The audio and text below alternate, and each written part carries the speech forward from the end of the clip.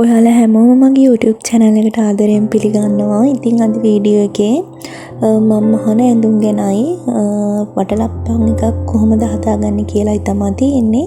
ඉතින් බලන්න වීඩියෝ එක හොඳයිද කියලා. ඒ වගේම තමයි මගේ YouTube channel එක subscribe කරන්න අමතක කරන්න එපා. අද මම ඔයාලට අරගෙන ඇවිල්ලා තියෙන්නේ මම මහන කවක් ඇඳුමක් ගැන. ඉතින් මේ තියෙන්නේ අවුරුදු දෙකමාරක් වගේ දුවෙක්ට අඳින්න පුළුවන් ඇඳුමක්. ඉතින් මේක ඇඟට සැහැල්ලු මැටීරියල් එකකින් තමයි මහලා තියෙන්නේ. ඒ වගේම මලක ඔලොක් එකක් නැහැ. ඔලොක් එකක් නැති වුණාට හැම එකකටම මේ වගේ මෙහුමක් දාලා තියෙනවා.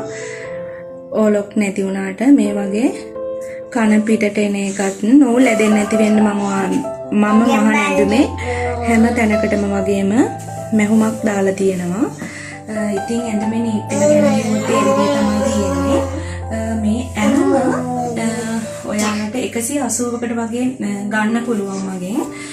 මේ කලර් එක වගේම තව කලර්ස් වලින් ගන්න පුළුවන්. තොග වගේ ගන්නවා නම් ඔයාලට 150න් මම මේ ඇඳුම දෙනවා. තොග ගන්නවා නම් පාට 6කින් තමයි ඔයාලට එන්නේ.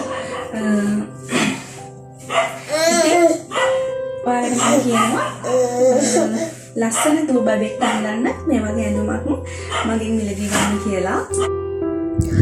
දැන් බලමු මම කොහොමද වටලප්පම් එක හදාගත්තේ කියලා.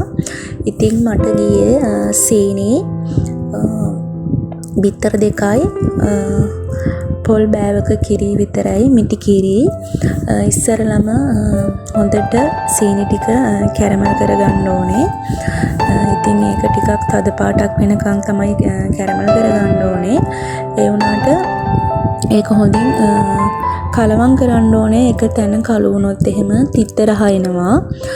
ඉතින් ওই විදිහට කැරමල් කරගෙන මම ආයි සීනි ටිකක් දාලා වතුර ටිකක් දාලා ওই විදිහට පැණි එක හදා ගන්නවා. පැණි එක නිවෙනකන් ඉතුරු මිශ්‍රණය අපි හදා ගන්න ඕනේ. එකක හදාගන්නේ මම බිත්තර දෙක කඩලා හොඳින් මිශ්‍ර කර ගන්නවා. ඊට පස්සේ ඒකට පොල් කිරි දා ගන්නවා. පොල් කිරි දාලා ඒකත් හොඳට කලවම් කර ගන්නවා.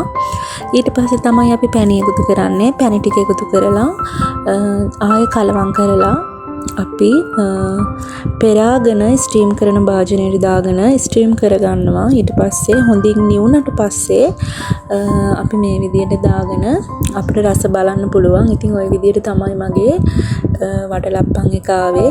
ඉතින් මං ගිහින් එන්නම්.